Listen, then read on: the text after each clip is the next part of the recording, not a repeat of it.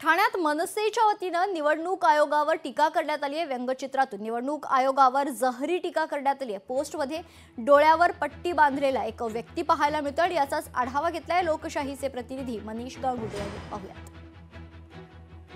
ठाण्यातील Nitin company junction हा अतिशय महत्त्वपूर्ण जंक्शन मानला जातो। याच नितीन कंपनी जंक्शन वरती बोगस मतदार आणि निवडणूक आयोग यांचं एक पोस्टर या ठिकाणी चर्चेचा विषय दिसून येत आहे।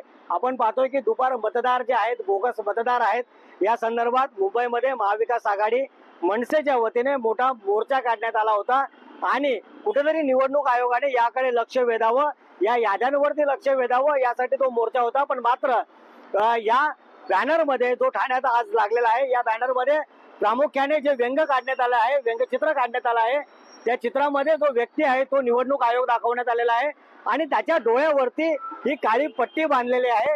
कुठेतरी तो बोगस मतदार आणि दुबार मतदार यांना पाहत नाहीये असं चित्र हे या ठिकाणी आपल्याला बघायला मिळतंय। निवडणूक आयोगाचा तो भोंगळ कारभार आहे की ज्याकडे मतदार याद्या ज्या असतील, बोगस मतदार असेल, त्यांच्याकडे प्रकर्षाने यांनी लक्ष घालावं असं या व्यंगचित्राच्या माध्यमातून आपल्याला पाहायला मिळत आहे।